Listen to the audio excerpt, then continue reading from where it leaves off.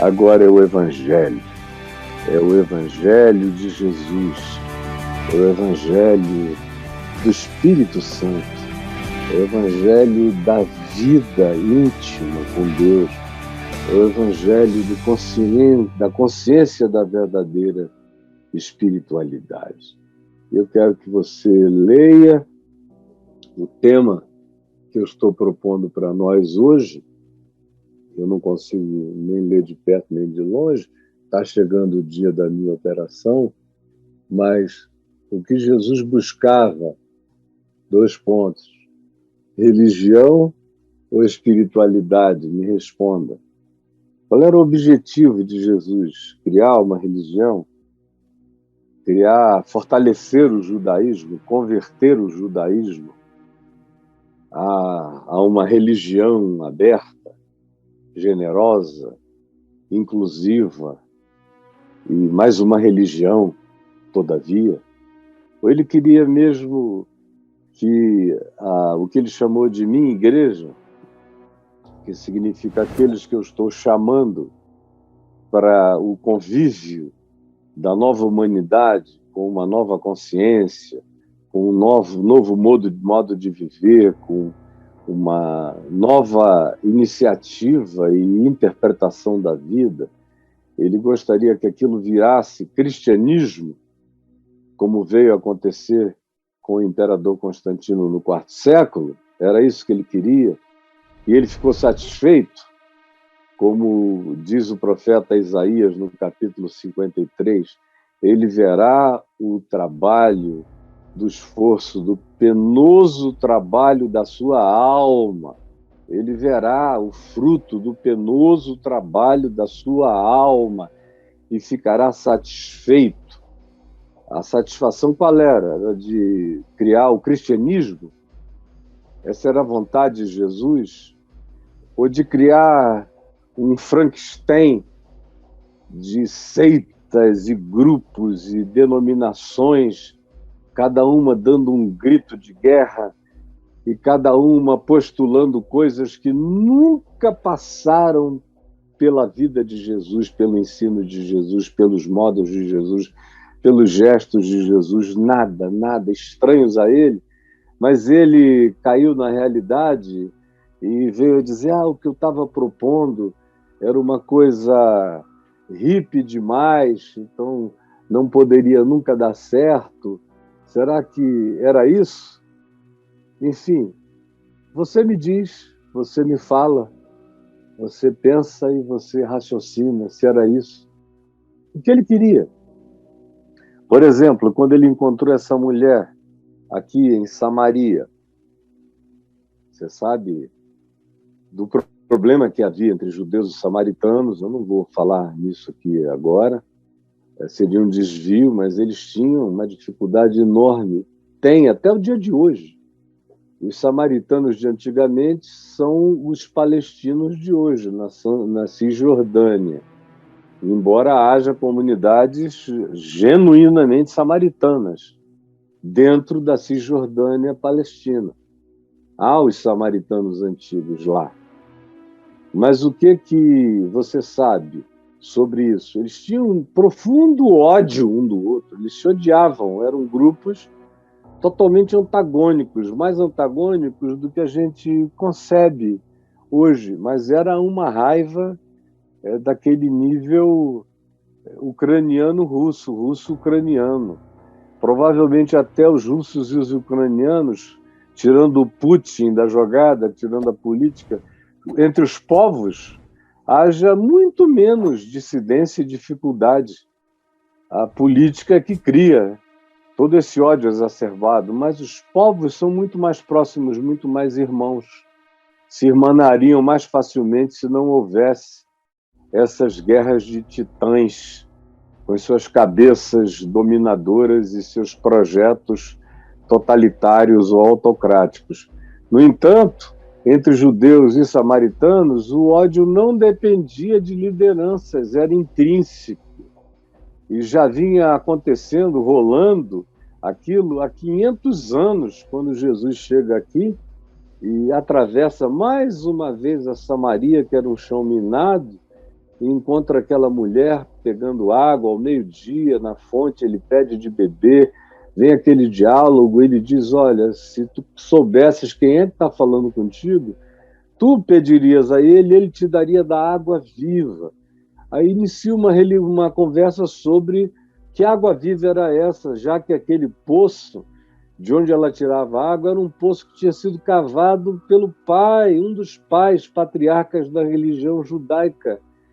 Tinha sido criado e fundado, escavado por Jacó. Aí ela evoca isso. Porventura, tu és maior do que o nosso pai Jacó, que cavou esse poço, do qual a gente tem bebido todos esses anos. A gente vem bebendo disso aqui praticamente há quase 2 milênios. E tu achas o quê? Que tu és maior do que o nosso pai Jacó? Tu tens uma água, e se tu tens essa água superior, a água cavada pelo pai da religião, da nossa devoção, da nossa crença samaritana, do nosso monte Gerizim, mencionado como o Monte das Bênçãos por Moisés no Pentateuco, me diz, onde tu tens essa água? Aí Jesus diz, olha, vai, chama o teu marido e vem cá. Aí é quando ela diz, eu não tenho marido. Jesus disse, bem disseste, não tenho marido, porque 5 maridos tu já tiveste, e esse que agora tu tens não é teu marido. Isto tu disseste com verdade, mas chama o cara. Vai e chama. Não é ele que vive contigo, tu não vives com ele, vocês não comem o pão juntos, não dividem a mesma cama, não têm um convívio. Se isso foi visto como casamento ou não, não me interessa. Chama esse cara que também tem sede, como você também tem sede. Chama para vir aqui encontrar comigo, porque eu estou procurando gente que quer saber como faz para beber dessa água, que é maior do que a água de Jacó, do que a água dos poços humanos, do que as cisternas dos esforços humanos e religiosos. Vem tu e chama ele também. Pode vir. Aí inicia-se o diálogo, que eu quero ler para você, que está aí do verso 19 em diante, aonde se diz, ela diz, Senhor, disse-lhe a mulher, vejo que tu és profeta. Nossos pais adoravam neste monte. Ela apontava para o Monte Gerizim, que está bem ali. Está o Siquém, que era a cidade onde eles estavam, nas imediações dela, onde está o Poço de Jacó até hoje. Siquém era uma cidade ao pé, é uma cidade ao pé do Monte Gerizim. É só olhar para cima, você vê o Monte Gerizim, o Monte das Bênçãos, que simbolizava, em havendo obediência, simbolizava as bênçãos prometidas por Deus para o povo de Israel.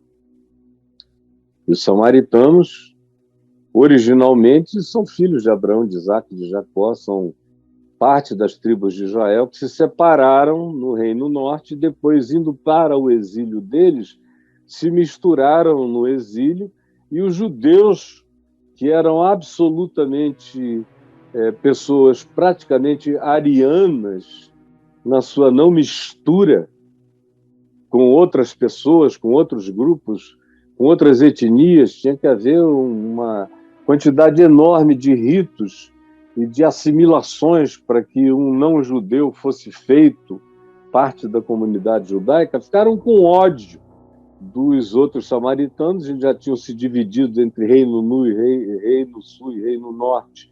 Antes, agora, depois dos exílios, quando ambos voltaram, os judeus voltaram da Pérsia como judeus intactos, e eles voltaram do exílio deles totalmente misturados e sincretizados. Então cresceu um abismo imenso de ódio que já durava mais de 500 anos nessa intensidade que agora estava. E recentemente tinha havido exacerbações, terrorismo samaritano contra os judeus, um samaritano que jogou ossos humanos dentro do templo para criar um sacrilégio contra o templo dos judeus, e o ódio que isso suscitou mais ou menos 18 anos antes, de modo que todo mundo amaldiçoava os samaritanos antes de irem para a cama, antes do sol se pôr. Todo judeu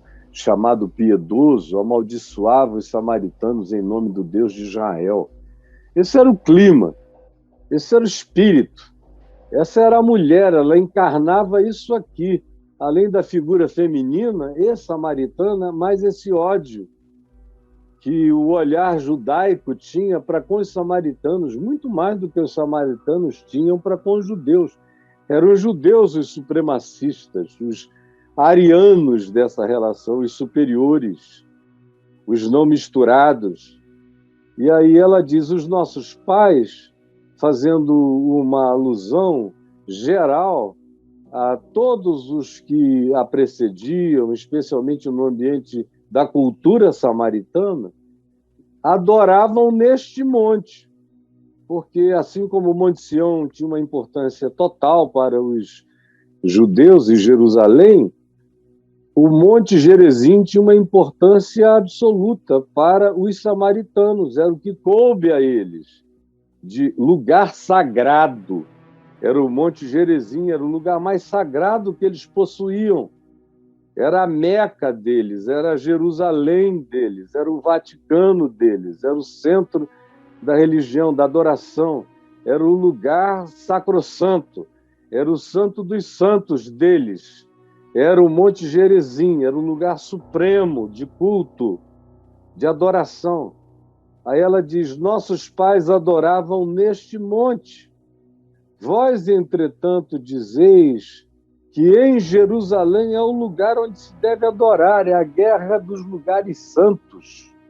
É aqui ou é lá, lá é mais santo, Deus está mais lá do que aqui, a presença de Deus é mais forte lá, ou então a presença de Deus só acontece lá. São esses deuses dos povos antigos que eram deuses de montanhas, deuses de vales, deuses de lugares, deuses de caverna, deuses de nascentes de rios, deuses de mares, deuses de lugares que tinham sido declarados habitação de divindades, como Pedro, Tiago e João chegaram a propor a Jesus na transfiguração lá no Monte Hermon, no extremo norte de Israel, quando Jesus se transfigurou e falou com Moisés e Elias, aquele episódio todo que você encontra aí em Mateus, em Marcos e em Lucas. O mesmo episódio. Eles propuseram, especialmente na narrativa de Mateus, propuseram, Senhor, façamos aqui 3 tendas.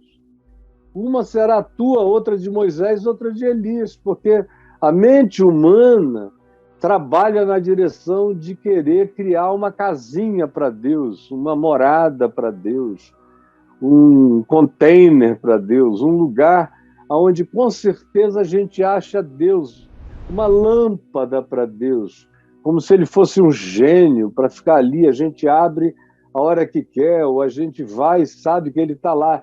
Vamos visitar a casa de Deus, aí a gente vai, anda de um lugar para o outro, aí quando entra no lugar, entra cheio de atitudes diferentes, e aí se curva, faz isso e faz aquilo, ou traz seus rituais, ou carrega os seus incensos, ou imola os seus sacrifícios, ou traz as suas próprias oferendas, pratica a sua sequência de ritos.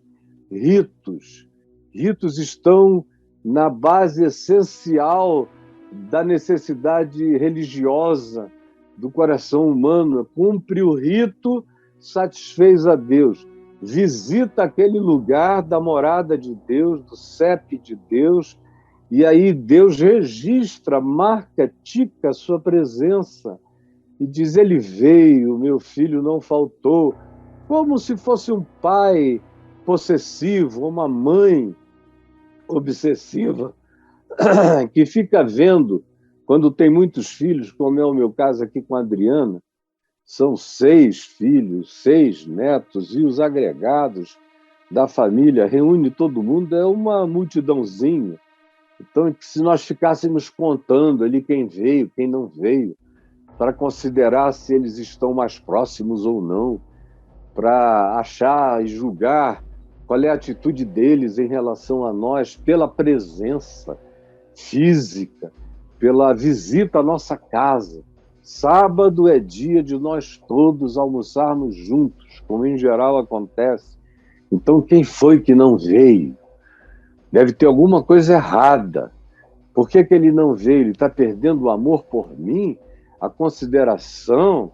Eu fiz aniversário, ele não me trouxe um presente? Ou não me mandou um bolinho, não veio trazer? Alguma coisa desse tipo. Como se Deus fosse assim, doente, possessivo, cheio de manias, determinante de ritos que precisam ser cumpridos para a gente declarar o nosso amor por Ele, a nossa devoção.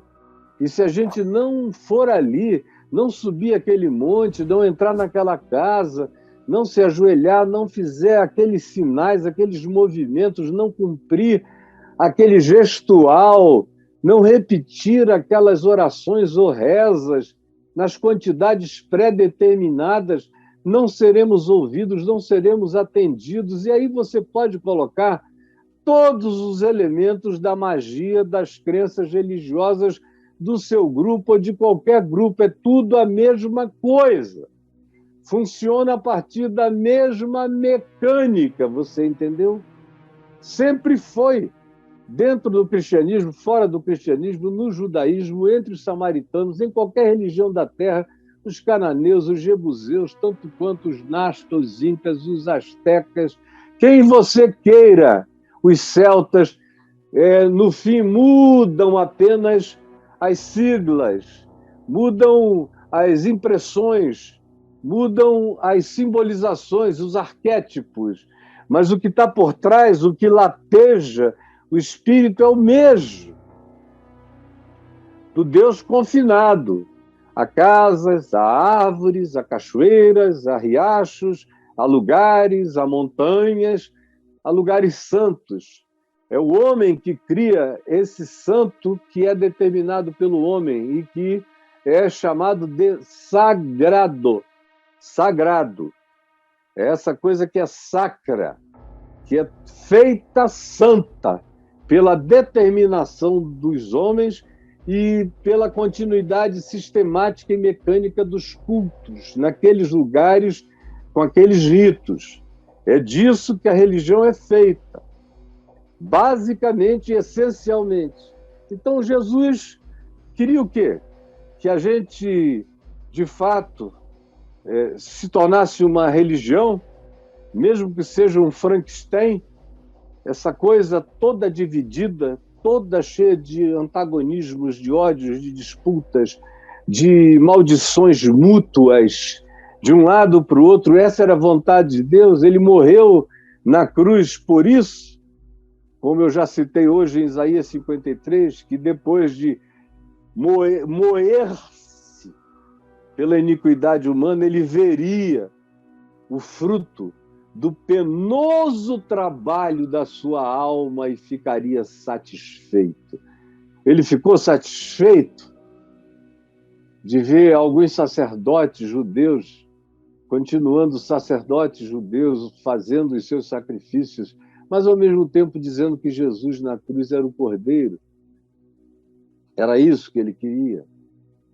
Ele queria ver um grupo de cristãos que se fechassem em copas como num gueto e adorassem ali, só eles, e para sempre, e falassem em línguas e profetizassem e fossem embora para casa. Era esse o desejo de Jesus?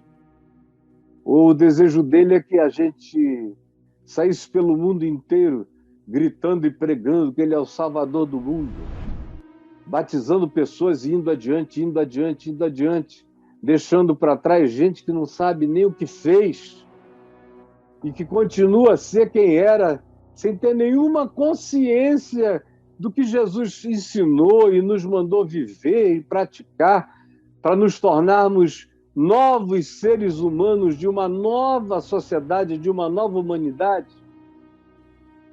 Bastava o que se obteve?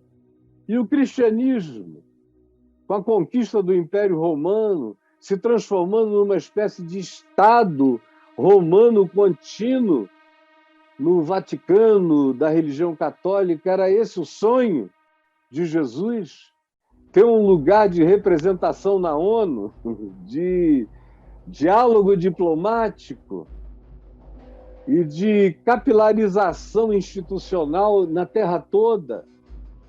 Ou os outros grupos do cristianismo, como a gente viu semana retrasada, bispos e sacerdotes da Igreja Ortodoxa Russa abençoando o míssil Sarmet dos russos, Sarmet 2, que foi apelidado de Satã 2, e abençoando o míssil, o maior míssil da história, com toneladas de megatons atômicos, com a capacidade de destruição incomparável.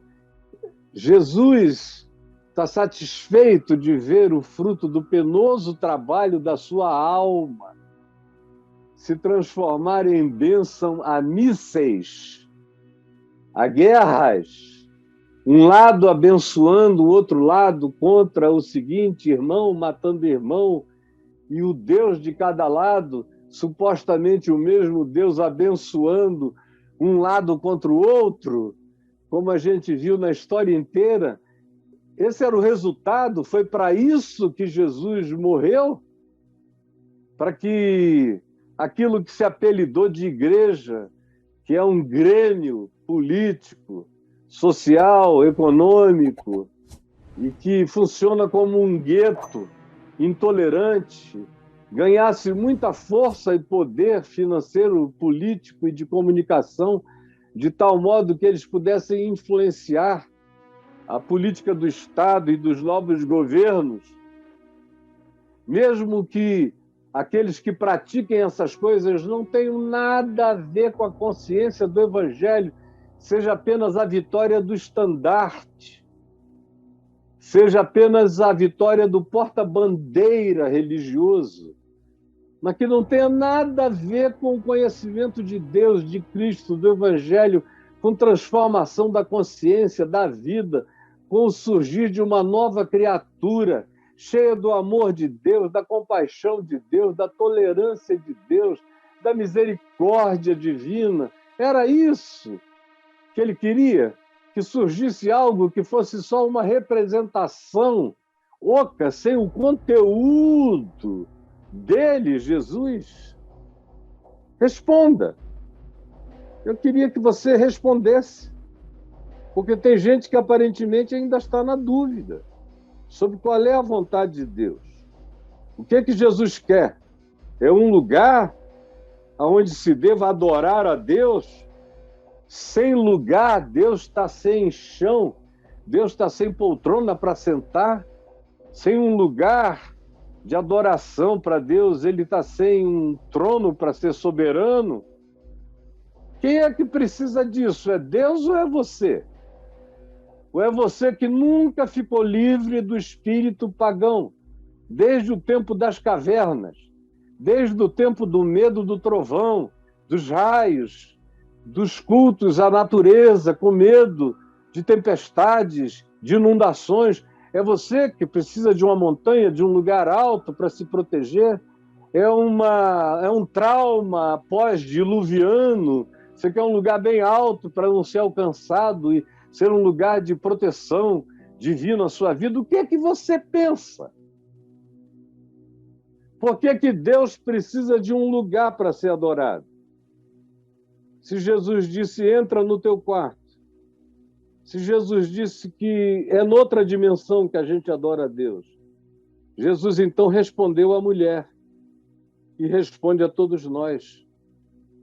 Podes crer, mulher, crer em mim, que a hora vem, quando nem neste monte aqui, nem em Jerusalém adorareis o Pai. Eu levo gente a Jerusalém desde a década de 70, já levei milhares. Mas nunca levei dizendo para a pessoa que lá você adora melhor a Deus, que fica mais perto. Se você botar a mão no Muro das Lamentações, você está tocando uma coisa sagrada. Não, você está tocando ruínas arqueológicas, com histórias e histórias acumuladas. Mas não tem nada de especial diferente do muro da minha casa. Nunca levei pessoas para nenhum lugar sagrado. Eu sempre as levei para uma viagem de conhecimento e percepção espiritual do que estava sendo ensinado. Mas, hoje mesmo, tem uma quantidade enorme de pessoas em Jerusalém por causa de Jerusalém, por causa do lugar sagrado. Vão trazer pedrinha, aguinha, folhinha, pozinho. Tem gente encomendando vidros e vidros e vidros de óleos de oliveira, do Jardim das Oliveiras, porque parece que é uma unção com óleo que cura melhor. É água fluidificada com pedacinhos, com pouquinhos, com litrinhos de águas do Jordão, como se fosse uma diluição que produz cura, como numa homeopatia divina. Enfim, é assim que funciona. Jesus disse: mulher, podes crer-me, que vai chegar a hora em que a tua consciência vai crescer e tu não vais mais ter essa questão. Isso é coisa da idade da pedra, é a espiritualidade dos Flintstones. É um negócio antigo, primitivo, básico, que a gente entende na criancice da mente, da alma, do espírito, da não evolução da consciência. Mas podes crer-me que vem a hora aonde tudo isso tem que ser superado, porque se vocês não conseguirem superar isso, é porque a consciência de vocês nunca se desenvolveu do ponto de vista do Evangelho. Aí ele continua e diz a ela: vocês aqui adoram o que nem conhecem, mas adoram. Vocês vêm aqui, fazem os cultos, se dedicam, se curvam, se dobram, evocam memórias, lembranças ancestrais, todas essas coisas, e vão embora para casa dizendo: Deus ficou contente com a gente, porque a gente não se esqueceu do lugar sagrado, e a gente veio beijar os pés de Deus nesse lugar aqui, e Ele está feliz com a gente. Mas não está feliz com quem não fez esse movimento até lá. Jesus disse: esse tempo tem que passar, senão vocês vão viver na idade da pedra, do espírito, não vão desenvolver consciência. Vocês adoram, mas adoram sem conhecimento. Aí ele diz: nós adoramos o que conhecemos. Ele está se referindo quem? Aos judeus de Jerusalém? É claro que não. Porque ele foi morto em Jerusalém, porque ele veio para o que era seu e os seus não o reconheceram, não o conheceram. Ele ensinou a palavra e ela foi rejeitada. Ele se apresentou e só falou de amor e ninguém quis. Propôs perdão e Jerusalém queria ódio. Ele propôs misericórdia até para com o invasor romano, mas Jerusalém queria guerrilha, guerra, ódio, sangue. Veio a ser totalmente destruída. Então é claro que ele não está falando dos judeus. Nós adoramos o que conhecemos. Quem é nós aqui? Nós, ele está se referindo àqueles que, como ele, tinham essa consciência. E ele estava formando essa consciência num grupo de pessoas que andavam com ele, de homens e mulheres, formando essa consciência, e essa era a esperança, de que essa consciência crescesse, porque ela não está no DNA dos judeus, nem habita as pedras de Jerusalém. Ela tem que ser desenvolvida por um ato de compreensão e aprofundamento da consciência da fé, segundo o ensino do Evangelho em Jesus. Aí ele diz a ela, prosseguindo, mas vem a hora, e já chegou. Vem a hora e já chegou. É hoje o dia. Hoje era meio-dia que eles estavam conversando. Como nós que começamos hoje, meio-dia. Vem a hora, o sol está a pino. Já chegou, hoje é o dia. Quando os verdadeiros adoradores adorarão o Pai em espírito e em verdade. Não é nem neste monte, nem em Jerusalém, nem em Meca, nem no Vaticano, nem em Aparecida, nem no Templo de Salomão, nem na Catedral Presbiteriana, nem em lugar nenhum que você chame de lugar muito especial. É só um lugar que tem uma história, mas não tem nada a ver com adoração a Deus. Adoração a Deus, eu repito todo dia, que ele disse, os céus dos céus não me podem conter. Os cosmos não me podem conter. E vocês querem construir uma casa para mim? Que palhaçada é essa? Vocês não entenderam que eu não habito em lugar nenhum do universo, eu habito em corações, em consciências quebrantadas e que vão sendo lucidificadas pela fé crescente. Vem a hora e já chegou, quando os verdadeiros adoradores adorarão o Pai em espírito e em verdade. Em espírito, no coração, na mente, em verdade, com sinceridade, de todo o ser, sem hipocrisia, sem disfarçatez, sem pirotecnia, sem a necessidade de um rito para involucrar a verdade. Não, é em espírito porque é dentro, e é em verdade porque o templo sou eu, e é a expressão da sinceridade do meu amor, da minha alegria, do meu prazer de viver, da minha gratidão por existir, do meu privilégio de ser vivo, lúcido e consciente e de poder ser cooperador de Deus nas práticas das obras de Deus, da vontade de Deus, dos feitos de Deus, nesta existência e em todas as outras dimensões e camadas de existência para a qual eu vou crescer e evoluir em nome de Jesus. Vem a hora e já chegou, quando os verdadeiros adoradores adorarão o Pai em espírito e em verdade, porque são estes os que o Pai procura para seus adoradores. Olha bem para mim. São estes os que o Pai procura para seus adoradores. Deus está procurando gente assim.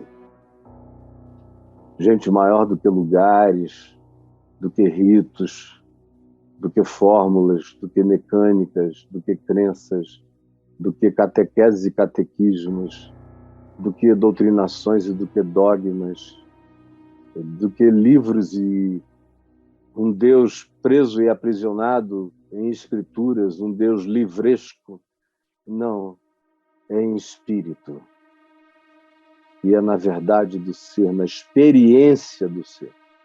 Nós conhecemos, e a palavra conhecer, usada por Jesus, designa conhecimento experiencial.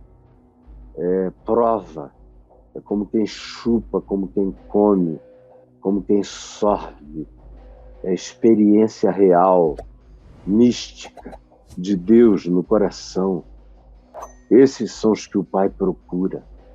Esse é o tipo de gente que ele está atrás. Gente que está em qualquer lugar. Gente me ouvindo aqui nos lugares mais distintos do planeta e nas circunstâncias mais diversas. Tem gente me assistindo à noite, cumprindo um turno.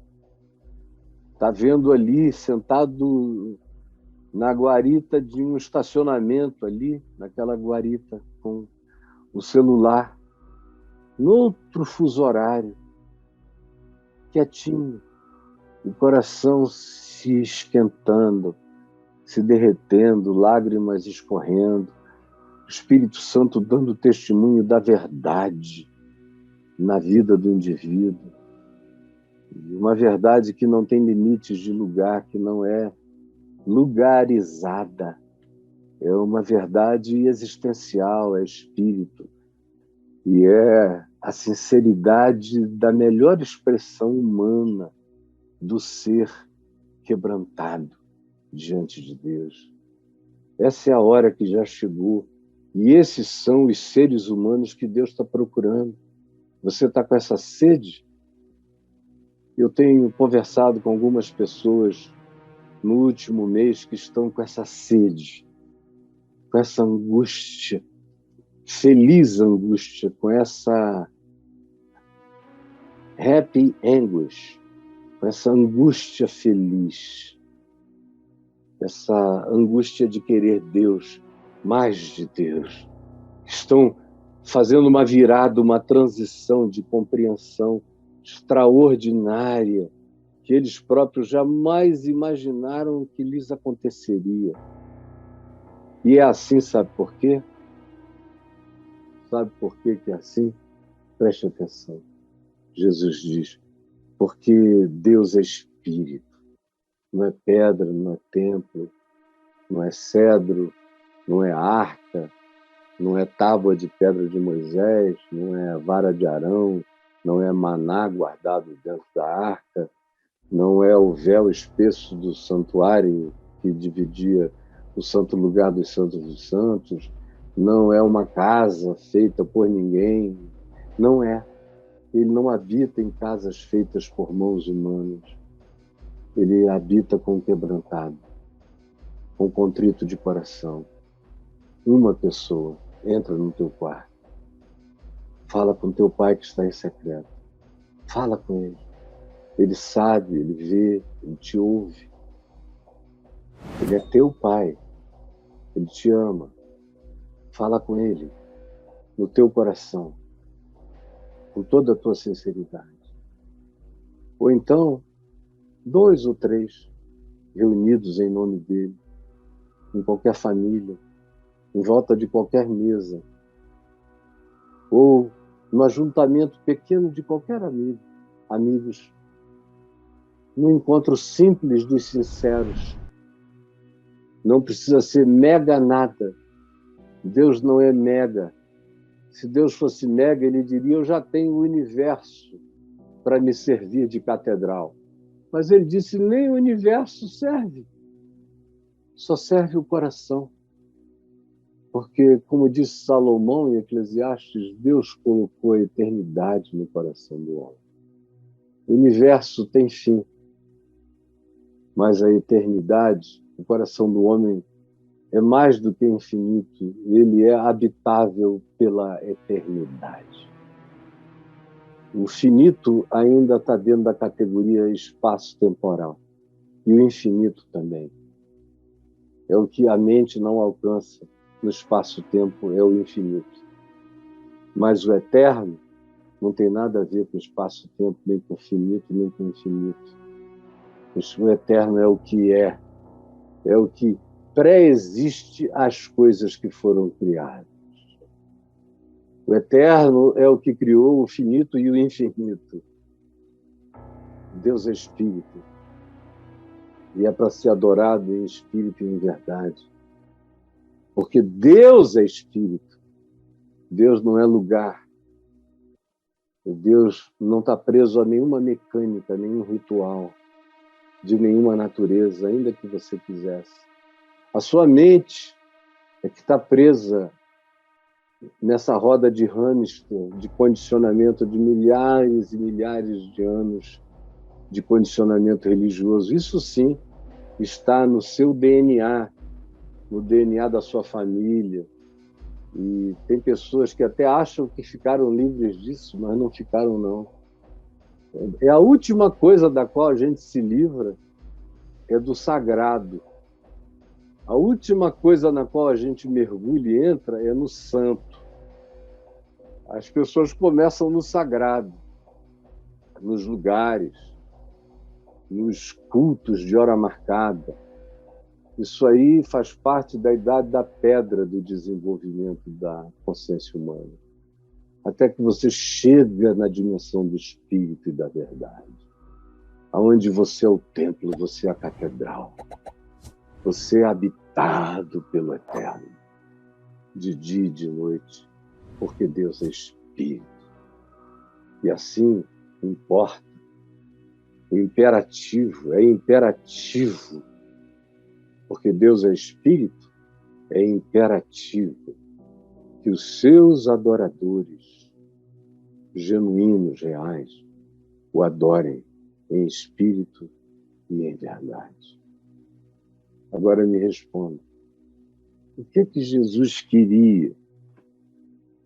Ele morreu na cruz para criar o cristianismo, para salvar com uma nomenclatura cristã o ocidente da terra e ferrar no inferno o oriente planetário? Ou só salvar aqueles que fazem parte do seu grupo humano imediato, conforme o seu arianismo religioso, seja você antinazista ou não? Boa parte dos judeus que eu conheço são anti-arianos, mas muitos deles sofrem de um arianismo de engenharia reversa, que é o sionismo, é aquele culto a Sião e à raça judaica e ao Estado de Israel. É um nazismo que fez engenharia reversa, que não tem as mesmas práticas, mas tem filosofia idêntica de supremacismo, de superioridade. Como os crentes brancos americanos sofrem do mesmo mal, como os crentes em geral, de todas as religiões de conquista. O que é uma religião de conquista? É aquela religião que diz: se a gente não disser e não ensinar para os outros o nosso credo, as nossas crenças, eles estão perdidos. Isso é religião de conquista. Toda religião de conquista gera divisão, guerra, ergue muralhas, separatismo, apartheids, diferenças, ódios, guerras, polarizações. Cada Deus abençoa o seu lado da batalha. Patético esse Deus. Mas a maioria dos seres humanos vê a vida assim. Aqui comigo, a maioria ainda vê a vida assim. Quando eu tomo alguma liberdade pessoal de expressar a grandeza dessa salvação, como eu creio desde menino, desde pastorzinho jovem, ordenado com 20 anos de idade, a minha tese foi sobre isso, o que Deus faz fora das instituições religiosas, sempre fez e sempre fará, porque foi aquilo no que o Evangelho me levou a crer. Significa que eu sou contra reuniões, ajuntamentos? Não, aonde eu chego surge um ajuntamento. Eu me converti em Manaus em 73 e a Igreja Presbiteriana de Manaus, que hoje é a maior igreja presbiteriana do Brasil, mas já é a maior igreja presbiteriana do Brasil desde o tempo em que eu ainda era pastor lá com meu pai. Eu saí em 1981, fim de 80, início de 81. Já era a maior igreja presbiteriana do país. E ela só tinha 33 pessoas. Comecei a pregar, me converti. Logo ela foi crescendo, crescendo, crescendo, crescendo, explodiu de tal modo que não cabia dentro dos seus templos. Fomos abrindo lugares, e nas casas, e nos grupos, e para todo lado, e foi aumentando. Aí eu fui a Portugal em 70 e pouco, passar não mais do que menos de um ano, claro, não chegou a esse tempo todo, passar alguns meses lá. Cheguei, viajei pela Europa, fui a Israel. Quando eu me plantei em Sintra, comecei um culto, só com os meus cunhados e minha cunhada. E a namorada deles, os namorados, foram se ajuntando. Daqui a pouco tinha uns 40, 50 jovens, 60. Quando eu voltei para o Brasil, eu deixei um pequeno grupo que hoje é a primeira igreja batista de Sintra, ali perto bem na frente da estação ferroviária de Sintra. Começou na Casa dos Pinedos, onde o meu sogro morava. Onde eu vou, começa grupo. Quando eu deixei de ser pastor local na Igreja Presbiteriana Betânia e virei pastor honorário, porque eu não tinha mais tempo, tinha que viajar. No entanto, eu comecei um grupo da minha casa, que cresceu com a minha mulher naquele tempo, com a Alda, com o Heraldo, com o Vanderlei, com o Robin, com a Tati Glass, com o Madruga, Lauren, com vários. Foi crescendo, virou uma pequena igreja, hoje é a Igreja Presbiteriana Oceânica, que porque o pastor ficou muito radical, atualmente lá é um cara mais santo do que os santos, virou um puritano, fechadíssimo, se desligou até da Igreja Presbiteriana, infelizmente, e já não tem mais ninguém lá, meu filho na fé, porque se tivesse gente que fosse minha filha na consciência, não teria acontecido isso. Mas aonde eu fui, sempre comecei, sempre reuni pessoas. E assim foi a vida inteira, eu não vou contar essa história toda. Mas se eu fico alguns dias, um mês num lugar, quando eu vejo já tem um grupo reunido e que não quer mais se dissolver, aqui na minha casa, em Brasília. Eu estou aqui há 16 anos nessa casa, praticamente. Sempre tivemos reunião. Reunião segunda-feira, reunião quarta-feira, reunião domingo, reunião, grupo. Caminho da Graça, basicamente, é a expressão de pequenos grupos de convivência de fé e de adoração e de pessoas que voltam para a vida para tentarem ser sal e ser luz. Eu sou contra o ajuntamento para a gente conviver, trocar, se acarinhar, se ajudar, se levantar, se estimular, se exortar, se edificar. Não! Claro que não! Eu só não sou alguém que crê em qualquer que seja o poder da religião. A religião faz bem para quem não tem nada, precisa daquele lugar. É melhor do que nada, é um ajuntamento, é pelo menos um lugar de pertencimento, é pelo menos um lugar para ir. E para muita gente é uma tábua de salvação. Realmente é um salva-vidas. O cara não tem nada, é um cobertor. Ele está dormindo na rua, ao relento na vida. Pelo menos é uma sopinha. Mas não é a vida que Jesus chama para a gente ter.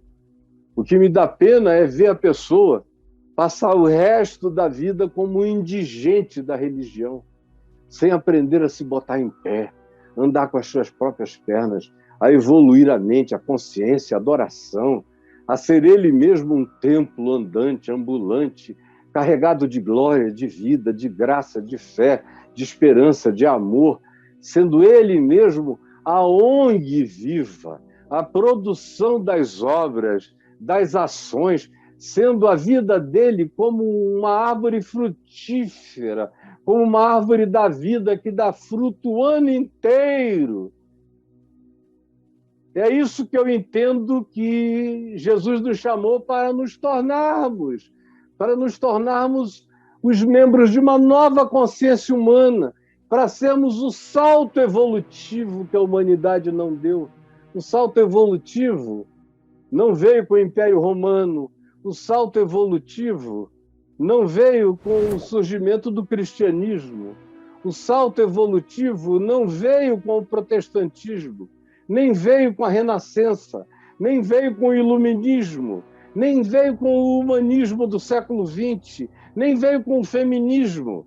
O salto evolutivo não virá com conquistas espaciais. O salto evolutivo não tem a ver com descobertas de natureza quântica. O salto evolutivo só acontece quando surge uma nova criatura, uma nova criação, um regênesis. Quando você é nascido da água e do espírito, quando é nascido em espírito e em verdade, quando a consciência da eternidade irrompe, vencendo a mediocridade do espaço-tempo e o nosso aprisionamento a uma vida que só vai do nosso berço até a nossa sepultura e não tem esperança de mais nada. Por isso é um viver e é uma existência tão angustiosa, tão angustiada, tão ansiosa, tão infeliz, tão acabante, tão em contagem regressiva, tão em desespero, como a maioria das pessoas vivem, porque no máximo elas têm religião, mas elas não foram possuídas pela adoração, pelo conhecimento, pela experiência de Deus em espírito e em verdade. Jesus, que essa palavra singela, simples, que eu estou ensinando desde o início da minha jornada contigo, encontre uma nova geração, novas mentes e novos corações, que não se achem já maduros demais para não ouvirem e para não se converterem, endurecerem-se. Ao contrário, eu te peço que seja gente tenra, gente simples, gente nova, gente que acolha, gente que creia, gente que se transforme no santuário, gente que vire igreja, seres igreja, seres templo, seres catedrais vivas de Deus andando pelo mundo, ensinando a palavra da vida, primeiro com as suas próprias vidas e também com a interpretação da vida através das suas próprias palavras. É o que eu te peço que o Espírito Santo realize, porque foi para isto que tu morreste. E são estes os frutos que tu, vendo, ficas satisfeito pelo penoso trabalho da tua alma. É o que eu peço em teu nome, Jesus. Amém e amém.